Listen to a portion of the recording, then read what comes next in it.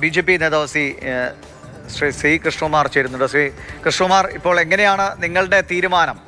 രാഹുൽ മാങ്കൂട്ടത്തിൽ നിന്ന് സ്വകാര്യ സന്ദർശനങ്ങളാണ് നടത്തുന്നത്, മരണ വീടുകളിലൊക്കെയാണ് പോകുന്നത്. പ്രതിഷേധങ്ങളിൽ നിന്ന് നിങ്ങൾ മാറി നിൽക്കുകയാണോ? MLA 2 ദിവസം ഒരുപക്ഷെ മണ്ഡലത്തിൽ തുടരാനുള്ള സാധ്യതയുണ്ട്. എങ്ങനെയാണ് നിങ്ങൾ കാര്യങ്ങൾ തീരുമാനിച്ചിരിക്കുന്നത്? ഞങ്ങളുടെ നിലപാടിൽ നിന്ന് യാതൊരു മാറ്റവുമില്ല. MLA എന്നുള്ള നിലയിൽ ഔദ്യോഗിക പരിപാടികൾ സംബന്ധിക്കാൻ അദ്ദേഹം MLA-യുടെ ഔദ്യോഗിക ഓഫീസ് ഉപയോഗിക്കാൻ ഒന്നും ഞങ്ങൾ അനുവദിക്കില്ല.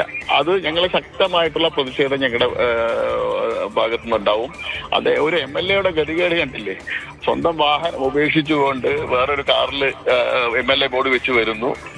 30-35 ദിവസങ്ങൾക്ക് ശേഷം കേരളത്തിലെ ഒരു MLA ആദ്യമായിട്ട് മണ്ഡലത്തിൽ വരിക.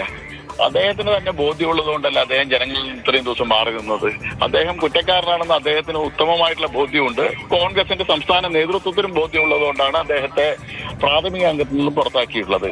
അദ്ദേഹം ഒരു MLA എന്നുള്ള നിലയിൽ അദ്ദേഹത്തിന് തുടരാനുള്ള ധാർമ്മികമായിട്ടുള്ള അവകാശമില്ല. അദ്ദേഹം അത് രാജിവെച്ച് പാലക്കാട്ടിലെ വോട്ടർമാരോട് മാന്യത കാണിക്കുകയാണ് വേണ്ടത്. അല്ലാതെ ഒളിഞ്ഞും തെളിഞ്ഞും വന്ന് ഏതെങ്കിലും മരണവീടുകളിൽ പോയി പാലക്കാട്ടിലെ ഞാൻ നിറഞ്ഞു നിൽക്കുന്നു അല്ലെങ്കിൽ ഔദ്യോഗികമായിട്ട് MLA സ്ഥാനം വഹിക്കുന്നു എന്നുള്ളത് ഇതുവഴിയല്ല തെളിയിക്കേണ്ടത്.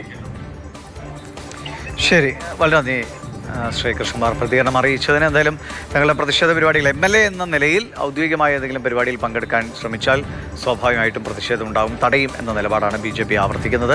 അതേസമയം CPM അങ്ങനെ ഒരു പ്രത്യക്ഷമായൊരു വലിയ അല്ലെങ്കിൽ വഴിതടയിൽ അടക്കമുള്ള ഒരു സമരങ്ങളിലേക്ക് പോകേണ്ട എന്നൊരു തീരുമാനത്തിലേക്ക് നേരത്തെ എത്തുകയും ചെയ്തിരുന്നു. രാഹുൽ മാങ്കൂട്ടത്തിൽ ഇപ്പോൾ മണ്ണാർക്കാട്ടേക്ക് പോകുന്നു എന്നാണ് വിവരം.